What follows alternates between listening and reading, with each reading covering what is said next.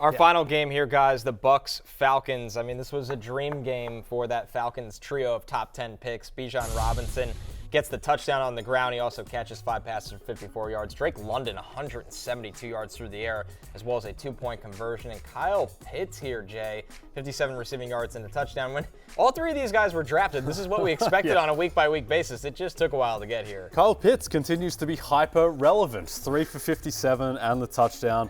As you can see, 14.7 fantasy points. That's the stuff you dream of last season. And by the way, doesn't make the screen. Desmond Ridder threw for 347 yards in this game and looked pretty good outside of a errant kind of screen pass pick, which is always going to be in there. But it certainly showed a certain ceiling to their passing game that you didn't think existed. Admittedly, against the Bucs pass defense, that is not very good. That's what I was going to say. Their defense is bad to begin with, and then they were really beat up. They had a number of starters out in this game. And it's weird.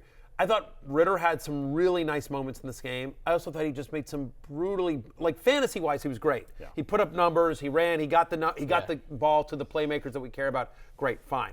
From an NFL perspective, though, he did not play. He's not the guy.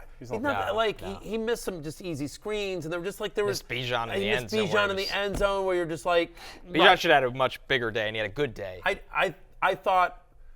Ridder wasn't terrible, but like that's a game the Falcons should have won, needed to win, and didn't. The Buccaneers now control their own destiny in the division that is the NFC South. The brilliance of it. The other side of the ball, I thought numbers don't support this. I thought Baker Mayfield played a better NFL game than Desmond Ridder did yesterday. Yeah, particularly given that Mike Evans was completely taken away by the shadow coverage of A.J. Terrell, who was able to play after getting through concussion protocol, and Rachaad White, who just continues to be really solid. And he goes 25 for 102, catches a touchdown, just the 2 receptions, but still able to provide value.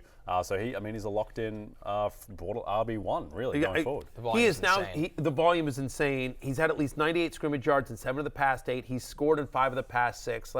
He is not a sexy name because the Buccaneers, NFC South, and Rachaad White is just not famous, but very quietly has continued to produce week in, week out. I agree with you. He's a borderline RB1 there as well. Mike Evans, tough day at the office. He was on my love list. That did not work out well.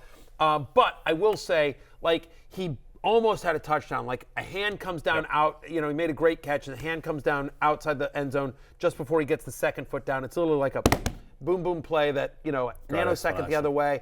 There were a couple other ones as well that he just easily could have had a much bigger day.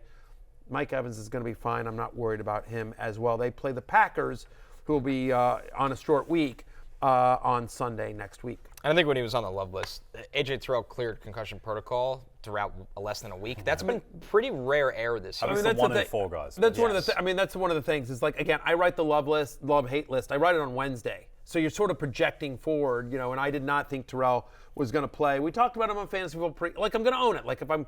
If I'm patting myself on the back and victory lapping the James Cooks and the parlays of the world, I got to own when I put somebody on the love list and he gets you single-digit fantasy points, I'm going to own that. And but yes, part of my analysis, it's always important to sort of check in, and part of my analysis was that Terrell was not going to play.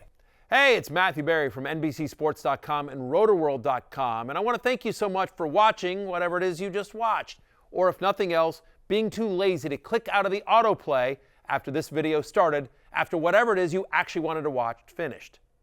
But now that you're here, I'd like to take a moment here to ask you respectfully now, okay? I'm asking you respectfully to subscribe to the NFL on NBC YouTube channel. You'll get the latest Roto World fantasy news headlines, all sorts of great shows, including my own Fantasy Football Happy Hour. So go subscribe now. Again, I'm asking respectfully.